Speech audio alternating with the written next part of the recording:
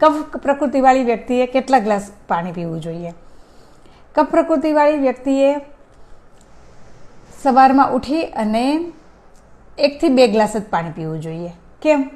કારણ કે કફ પ્રકૃતિવાળી વ્યક્તિમાં પાણી હોય છે, વધારે હોય છે, એને પસીનો પણ નથી થતો હોતો અને એને શરીરમાં સોજા ખાસ કરીને રહેતા હોય છે, એને વોટર રિટેન્શન ખાસ કફ પ્રકૃતિવાળી વ્યક્તિને થવાના સંભાવના હોય છે. એટલે જો કફ પ્રકૃતિવાળી વ્યક્તિ 4 ગ્લાસ પાણી પીશે અને તો એના શ્વાસને એ નુકસાન કરશે. આયુર્વેદમાં કીધું છે કે તમારી પ્રકૃતિને કેટલા પાણીની જરૂર છે. આપણે કહીએ છીએ કે આપણા શરીરમાં 75% પાણી રહેલું છે, આપણા શરીરમાં 75% પાણીનું બનેલું છે, પરંતુ તમારી પ્રકૃતિ કઈ છે એ ધ્યાન રાખીને આપણે પાણીનું સેવન કરવું જોઈએ. કારણ કે જો કફ પ્રકૃતિ હશે, વોટર રિટેન્શન વધારે હશે અને જો તમે સવારમાં ઉઠીને 4 ગ્લાસ પાણી પીશો તો તમારા શરીર શ્વાસને ખૂબ જ નુકસાન કરે છે. દિવસ દરમિયાન પણ તમને તરસ લાગે છે ત્યારે પાણીનું સેવન કરો.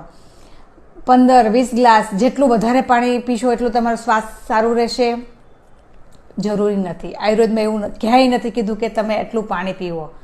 10 થી 12 ગ્લાસ વધુમાં વધુ, અને એ પણ તમારી પ્રકૃતિને અનુકૂળતા. કફ પ્રકૃતિવાળી વ્યક્તિ છે તો 8 થી 10 ગ્લાસની જરૂર છે, તો એ પ્રમાણેનું પાણી પીવો. તમને તરસ લાગવી જોઈએ, તમને પાણીની ઈચ્છા થવી જોઈએ ત્યારે પાણી પીવો અને તેટલા પ્રમાણમાં પાણી પીવો.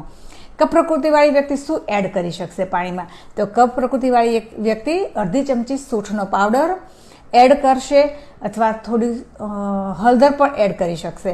અને જો સવારમાં ઉઠી અને એ પાણીને કફ પ્રકૃતિવાળી વ્યક્તિને ગરમ પાણી પીવાનું છે તો એ ગરમ કરેલા પાણીમાં આ બે વસ્તુ એડ કરશે તો કફ પ્રકૃતિવાળીને કફ બનતો હશે એ પણ બંધ થઈ જશે, ખાંસી રહેતી હશે તો પણ બંધ થઈ જશે, સાઇનસનો પ્રોબ્લેમ રહેતો હશે તો પણ બંધ થઈ જશે, વજન વધતું હશે તો પણ બંધ થઈ જશે. તો આ છે પાણીનો ચમત્કાર. જો તમે તમારી પ્રકૃતિને જાણી અને એ પ્રમાણે જો પાણી પીશો તો તમારા શ્વાસ માટે ખૂબ જ સરસ ફાયદો થશે અને તમારે કોઈ ડૉક્ટર પાસે જવાની જરૂર નહીં પડે. હા, પણ જો તમને તમારી પ્રકૃતિની ખબર નથી તો એ પ્રકૃતિ જાણવા માટે તમે તમારા ડૉક્ટરની સલાહ લો અને પછી તમે એ પ્રમાણેના પ્રયોગો, ઘરેલું ઉપચાર પણ એ પ્રમાણેના કરશો તો તમને ઓર ફાયદો થશે.